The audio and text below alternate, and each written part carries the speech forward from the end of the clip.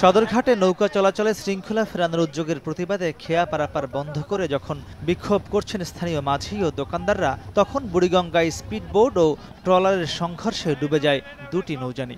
সঙ্গে সঙ্গে টহলরত নৌপুলিশ ও আশপাশের নৌকা এগিয়ে গেলে হতাহতের ঘটনা এড়ানো সম্ভব হয়।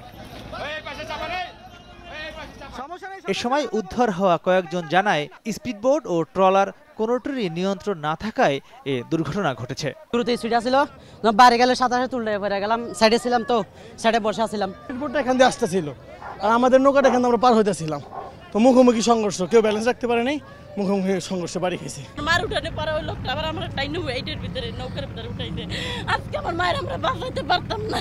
প্রায় রোজই ঘটা এ ধরনের দুর্ঘটনা প্রতিরোধে সদরঘাটে সোমবার খেয়া নৌকার জন্য একটি ঘাট নির্দিষ্ট করে দেয় বিআইডব্লিউটিএ। এর প্রতিবাদে মঙ্গলবার সদরঘাটে খেয়া পারাপার বন্ধ করে বিক্ষোভ চলে। এ সময় কয়েকটি যাত্রীবাহী লঞ্চেও হামলা হয়। এই যে আমাদের নৌকা ঘাট 400 বছরের পুরনো ঘাট, এখান দিয়ে প্রায় প্রতিদিন এই ঘাট দিয়ে আমাদের কাস্টমারগুলো নামে। আমাদের নৌকা সব বন্ধ করে রাখছে, এখন আমরা কাজ করতে পারি না। আমাদের সাথে কোনো আলোচনা না করে এই ঘাটটা সরাই ফেলছে, যে জন্য এইখানকার প্রায় 5 থেকে 7 হাজার দোকান আজকে বন্ধ হয়ে গেছে। দুর্ঘটনা হয় যারা নৌকা দিয়ে লঞ্চের পিছনের দিয়ে উঠতে চায় তাদের জন্য।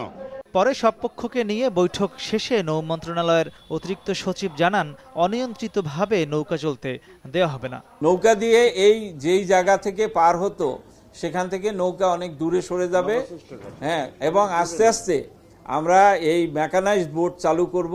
ছোট্ট একটা ডিঙ্গি নৌকায় উঠে এইভাবে সুইসাইড করার কোনো মানে নাই। এদিকে নদী দখলমুক্ত করার অভিযানে সকালে মোহাম্মদপুরের ঢাকা হাউজিংয়ে তুরাগ নদীর জায়গা দখল করে গড়ে তোলা বেশ কয়েকটি বহুতল ভবন উচ্ছেদ করে বিআইডব্লিউটিএ।